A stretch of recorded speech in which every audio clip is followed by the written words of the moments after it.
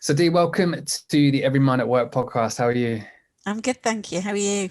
Yeah, doing well, doing well. We're just chatting briefly about the year that you've just had and equally the difficulties that you've been facing. And I'm sure lots of people can relate to a difficult year. But I'm excited for this episode because, I really want to hear more about your story. And I know you're extremely passionate for mental health, but equally as well, just talking about the work that you're doing in the workplace and potentially if there's more that people can learn from during this episode. So if you don't mind, let's just start with the surface level stuff. Okay. Who are you and what do you do? Okay, so my name's Deanne Walsh, and I've got two jobs actually. I'm HR manager for a digital agency in Liverpool, and I'm also running my own business called Dewa Consulting. So what happened, I've been in HR for about 15 years, and obviously a lot of people turned up at my door with various problems, financial, health, relationships, problems in work. And I never really knew whether I was doing the best thing for them. So, you'd support as best you could, but coming from a place of no knowledge, but recognizing how poorly people could get quite quickly without the right level of support. So 4-5 years ago, I went off and started my counselling qualifications with an aim to helping within the workplace, and quickly realised that I actually couldn't counsel somebody in the workplace, but the skills were really useful. And then 3 years ago, I was made redundant. And as a result of that, I was able to take up some Mental Health First Aid England training.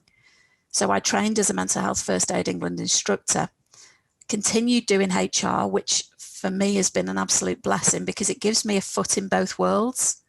I'm able to train with multiple businesses and multiple individuals and still know what's going on in the workplace. So I find it's a real blessing, because I can come at training with a position of, I know because I'm in this world and I know what people are going through and what businesses are having to adapt with. And equally, I can bring the training element into the workplace. So, I feel very blessed in that respect. But yeah, it really was about seeing people in the workplace suffering and struggling and wanting to support. And that's why when I retrained, it wasn't so much about offering support at the end with the counselling, it was about prevention. So by raising awareness, by being able to put training in place, whether it's just how to have a basic conversation, how to be empathetic, or how to, support as a mental health first aider, all of that helps people to not become unwell. And that for me was crucial.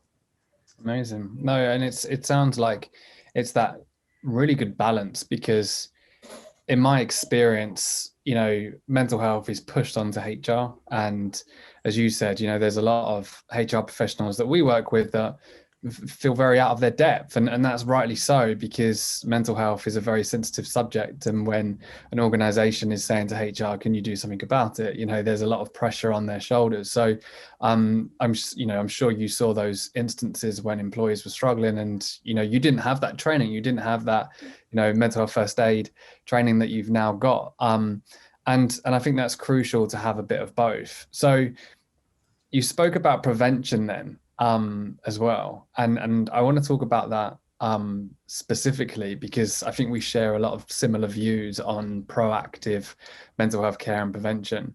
But before we do that, was there obviously seeing people struggling was a big driver for you to do the work that you do.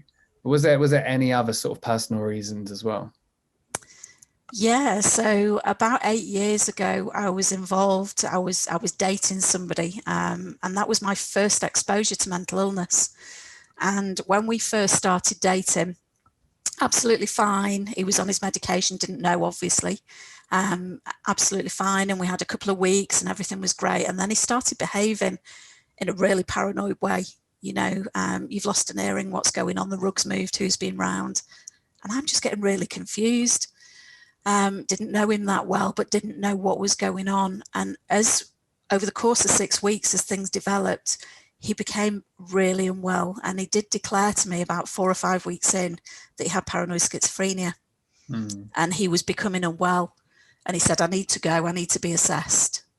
So I went, right, okay. So I went off and spoke to a friend of mine who was a mental health professional. I said, what do I do? And she explained, how to support and things. But he didn't seek the treatment he needed to.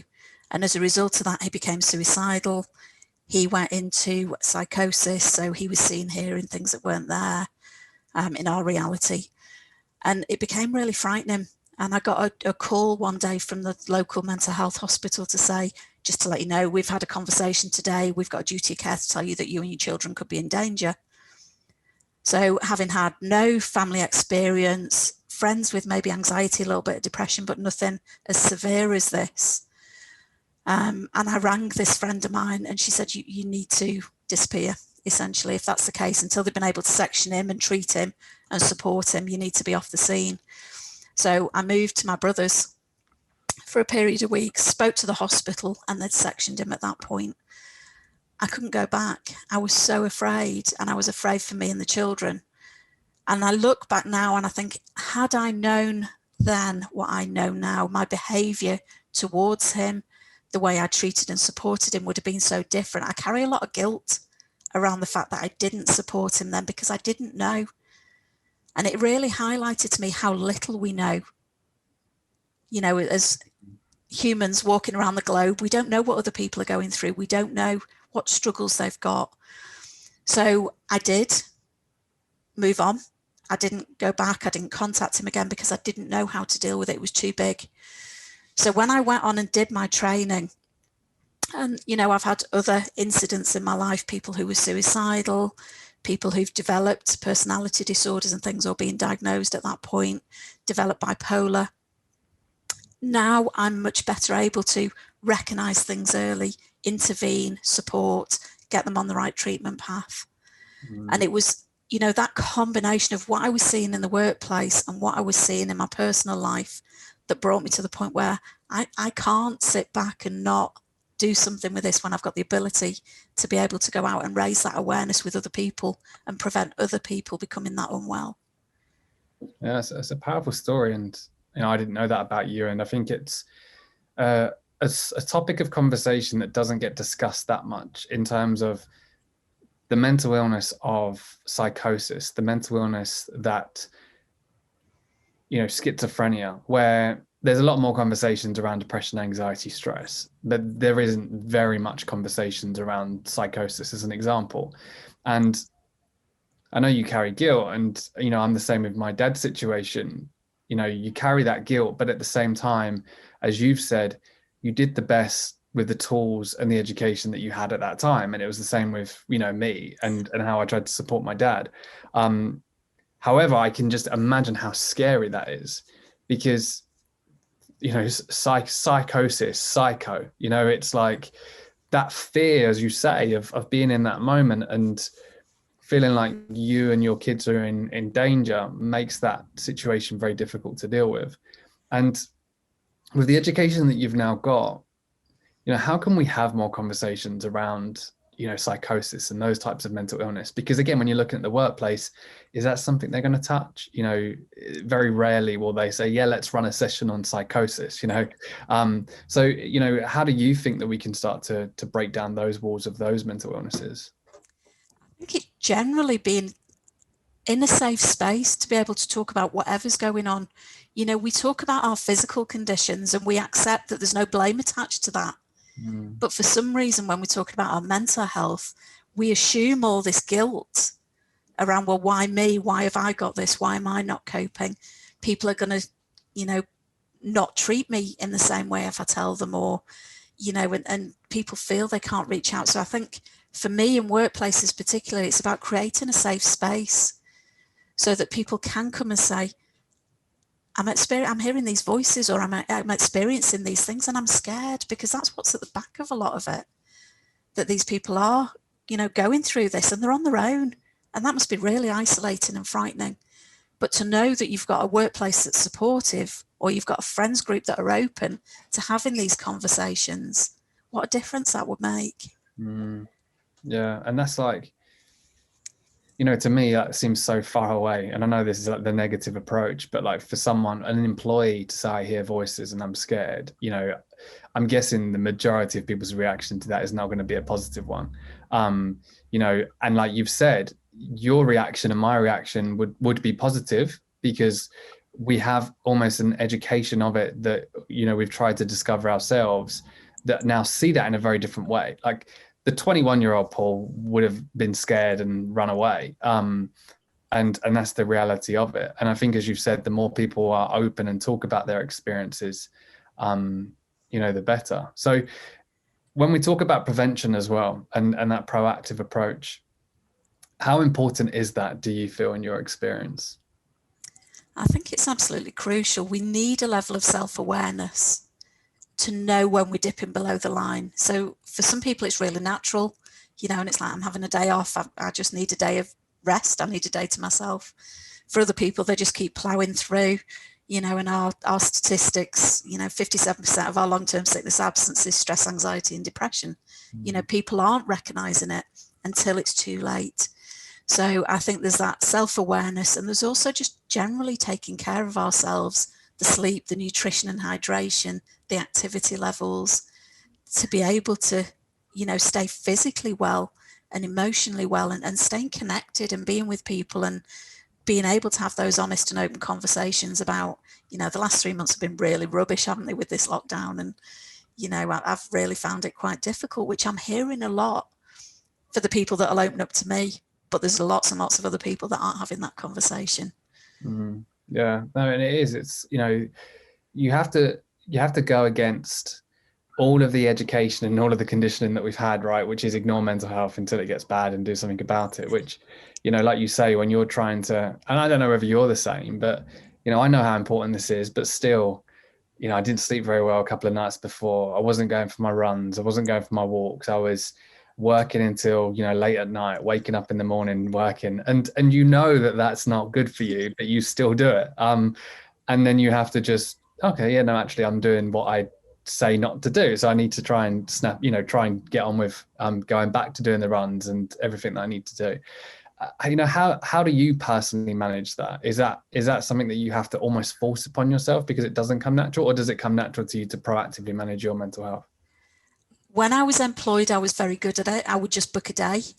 Now I'm self-employed. It's different. So like you, working long hours, late nights, you wake up in the middle of the night thinking, oh, I've not prepared that, or I've not sent that email.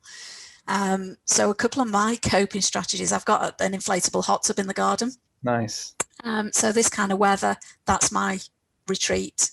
I'll take my Kindle and I'll just sit in the hot tub for an hour, and the kids know not to disturb me.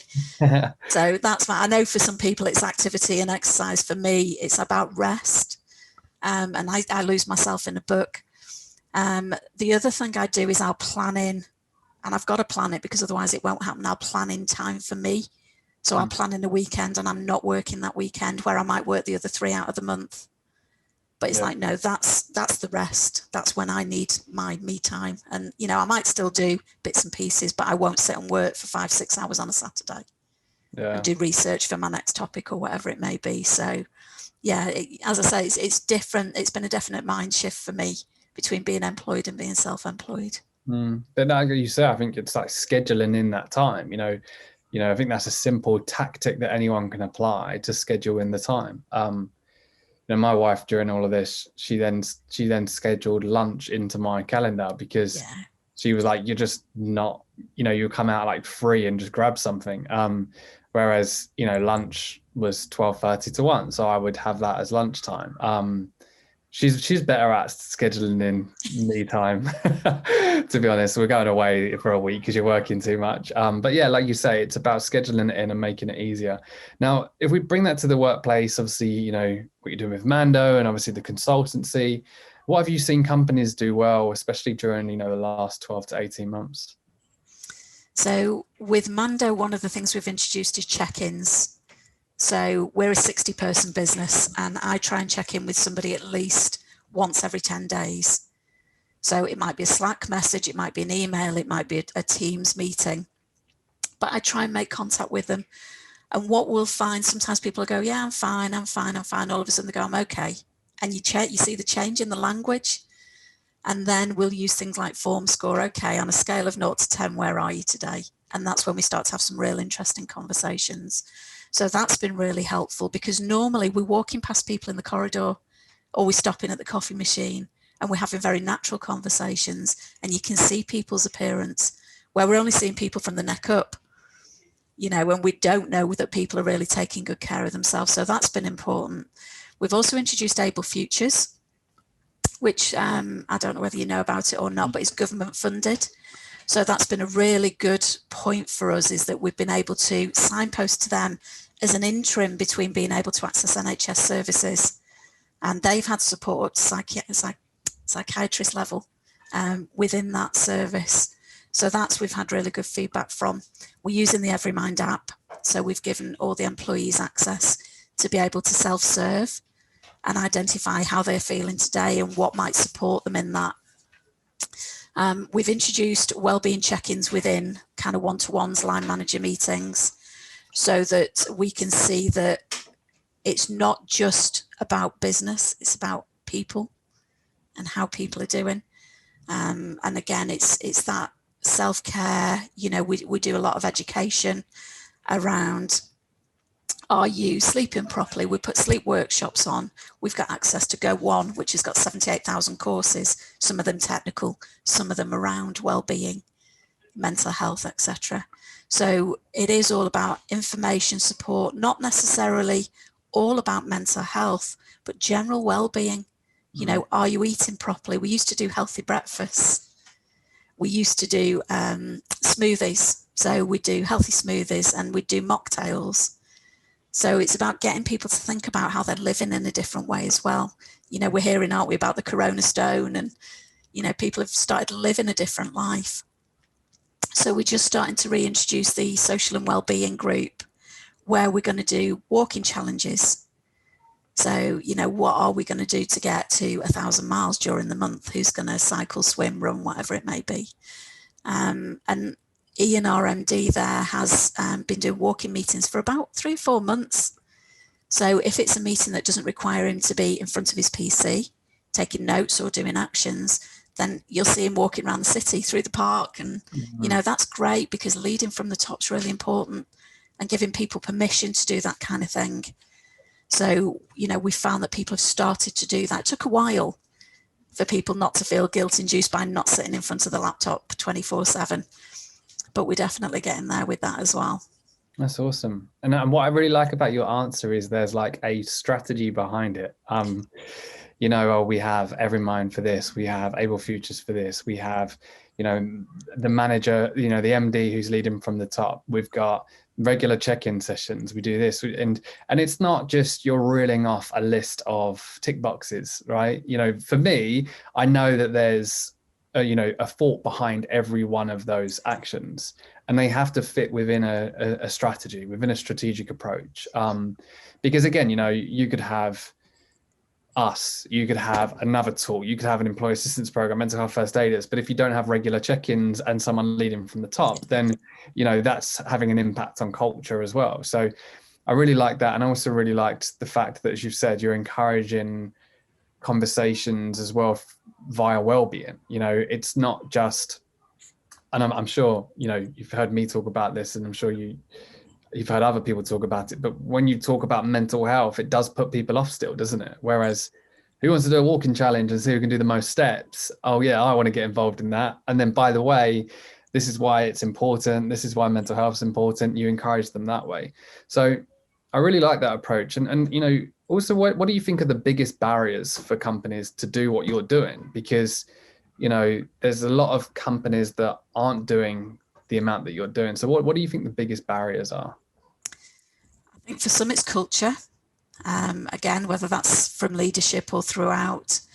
So certainly within my business, some of the teams I'm supporting are a little bit of a surprise in some ways. So I'm working with a 700-person engineering company whose demographic is males aged 40 to 60. So, we're talking about mental health, and we've had a gradual build and take up as we've started to do these monthly sessions, because they're saying, they're going back to the friends and they're saying, oh, that was really interesting. We've learned this. So I think it can be that culture where it's like, our employees won't buy into that. We don't need that. We've not had any. And I think it's people not realizing that the fact that they're not aware that there's mental illness in the company doesn't mean it doesn't exist. We look at the statistic 1 in 4. I can assure you that there are people in there that are struggling at the moment, whether they're telling you or not. And all those hidden statistics, 90% of people who take a day off with stress don't tell you it's stress related, or maybe don't know the tummy problems, the migraines and headaches. They might not be joining the dots. So I think there's a lack of awareness in leadership and in, the decision makers in the business. And then, you've got the time. So obviously I'm very fortunate that Mando take it seriously, want to make a difference, manage the well-being of its staff as best it can. So they give me that time to be able to do these pieces of work. And, we've absolutely seen the benefits, the thank yous we get from the team, and we're catching it early. Our absence levels have gone down. The openness of the team with what they're going through, where you can make allowances, you can have those conversations. Do you want me to take some work away? Oh, no, I want to keep that piece. But can you just recognise that I'm struggling at the moment? Yeah, no problem. You've got to have that combination of openness and trust from the staff and the belief that it's going on and the buy-in to it from the leadership to be able to put that time and money and energy into making the change. But it really has paid off massively with the companies I've worked with. Yeah, I bet. And yeah, like you say, it's definitely more of it's great when you've got that buy-in. It's great when the culture's different and, you can definitely do more with that. However, what's your advice if you don't have buy-in and you don't have budgets and there's an issue as someone in HR and you haven't got buy-in, you haven't got budget, you don't really know where to start? What have you seen that's kind of done well in that example? I think there's a couple of things. There's some great advice and support on things like NHS, Mind's website, MHFA's website, being able to access Able Futures. As I say, the company register, it's free for the employees. And I'd encourage all HR really to do a little bit of research and to understand what it means. So whether that's a 30-minute Chasing the Stigma Ambassador of Hope awareness session, or whether it's MHFA, or whether it's just doing their own research, just to be aware of what's out there, what it means, and just come from a good place. If we care, we can make a difference. We don't need a big budget. We just need to let people know that they can trust us and that we're there for them and that we'll be able to support them. We can't give them the answers. We can't click our fingers and make it better, but we can make a difference and we can help them to access the support they need. Yeah, no, I agree massively. It's like you say, it's not always about the money you spend or the initiatives that you implement into the business or the rewards that you give employees. It's more about being human, right? Yeah. and doing what humans should do, which is checking in with each other, having open conversations.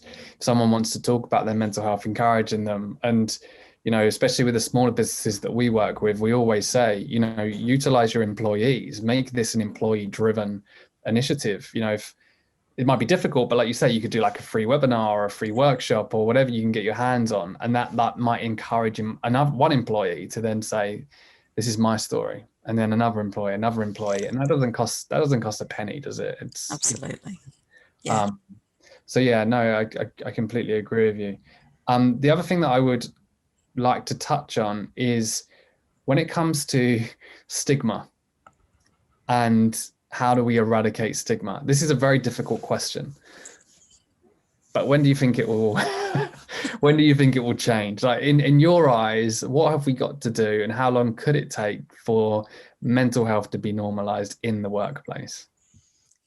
The closest thing I can align it to is the racism and sexism we experienced in the 70s. You're too young. I was there. Yeah. The shows that used to be on TV and were perfectly acceptable. And it's taken decades to change. I think the difference now is we've got technology. We've got a younger generation who are coming up, who are calling people out. That's not okay. You can't say that. You can't do that. You can't treat me that way. So I think the tide will turn a lot quicker with mental health. I think the awareness is going to be there in the generations that are coming through. I think it's going to be people, in the 40s, 50s, 60s, probably that need that education more. And it's just about being open to it, and a combination of what we're doing at government level. So the money that's coming into mental health services, the things that we're doing through the media. So obviously we always have the Awareness Day sessions, don't we? And, you know, good things that come up between Coronation Street and whatnot. But I think more than that, it's this groundswell of people just talking about it openly. You know, I look at my daughter, and my daughter's 19, and the way her friends talk about their mental health, they're so open about it. And, you know, it's refreshing because they're recognizing it for themselves and they're seeking treatment and they're talking to one another so that they can help one another. And that's massively empowering, because to know that you're safe, you can have those conversations. And particularly, you know, some of them have been suicidal. They know they've got that support there. And if they get low, they can pick up the phone. It doesn't matter what time of day or night. That helps there. So I think when it comes to stigma, they don't have that. They're quite open with telling people about it. You know, and they will put it all over social media, and that's okay, because that's part of getting that message out there. It's about, I've been through this and I'm here now, and this is what you can, this is the life you can live. Don't get stuck there. So I think that's all really important. But I think there's some work to be done with my generation and either side of that, so that we can, because a lot of my age are the decision makers. So, you know, the education needs to come in at that level so that they understand the generations that are coming behind us and why they behave the way they do and how they can support them, and recognizing it in themselves, because quite often people in my age don't recognize it until it's too late, because we fight against it, because, you know, we were taught to be, you know, put your big girl pants on and just get on with it. So, you know, sometimes you can fall off a cliff when you've got that attitude. So it's being kind to yourself as well. Yeah, no, I massively agree with everything you say. It's the generational approach to mental health, and that's why it's going to take a bit longer, because, you know, my dad and mum's generation were brought up by, you know, my granddad's generation, and, you know, me and my brother have, you know, of course we have different outlooks on mental health now because of obviously losing my dad, but at the same time we wasn't educated about it. We wasn't told to talk about our emotions, even though my mum and dad were very loving, sensitive people. You know, we were still not taught about emotions and mental health, you know. However, you know, even with my generation, you know, are we as parents then educating our children? So like you say, some are for sure, but there's many others that were still educated by their parents who didn't want to talk about it. So I think I always kind of say, when I'm a great granddad, I think maybe, and I'm a young parent, so I could be a great granddad. Maybe things would have changed. But I'm you know, hearing your story of your daughter and her friends, that kind of encourages me a lot more as well. And I think that's credit to you for probably allowing her to be open as well. As I say, it's her friends group as well. You know, she'd come home when they were 14, 15 and people were cutting. And, you know, she'd be saying, well, it's just what they need to do and they're getting help. But for now, so she was educating me before I was really aware of it. So, you know, it's great. It's great that they can be that open and that expressive and safe. Yeah. And it's like, the thing of mental health, like you said, it's always ever changing, isn't it? You know, that you just saying that actually kind of stirred up some emotions in me of what do you mean? Because I don't have, as you say, the understanding of education around cutting and self-harm potentially than like you say your daughter does.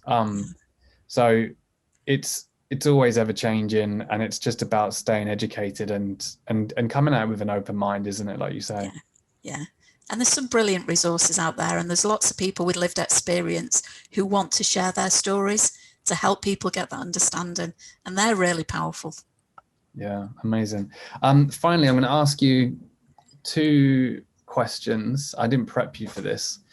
The first question is, and you've kind of answered this, but what do you do to manage your mental health? Aside from the hot tub, we'll use another one. What do you do to manage your mental health? So for me, I like to help other people, so I always stay connected. And I follow, are you familiar with the branches and roots analogy? No, but we're doing something similar for Mental Health Awareness Week, so go on. So it was something I did as part of my counselling personal development. And the tutor said to us, the roots of a tree never are less than the branches. The branches will always be less than the roots because the roots have to support the tree. So if the roots are the energy that you take in, the things that help you feel good, the things that recharge your batteries, and the branches are the things you give out. So through your work, through your relationships, etc., you need to make sure you're in balance and that you're always getting good things in from the bottom and giving the rest out from the top. And that was really enlightening for me, because we quite often do go out of balance, you know, particularly if you're a kind person and you do want to help others. And, you know, some people do take a lot of energy. They have a lot of needs. So it's recognizing when it's time to sit back and look after you. And I've got pretty good at that, but I've got some really good friends that, you know, are very close to me. I can tell them anything. And I think for me, that's probably my biggest savior, is that I've always been very open in what I say to people and, you know, telling my story and things. But I think the fact that I can have that honest relationship, having a really, really bad day, and, you know, we'll have a laugh or we'll just explore what it is. And then it helps me move on. So I think that's probably one of my best strategies.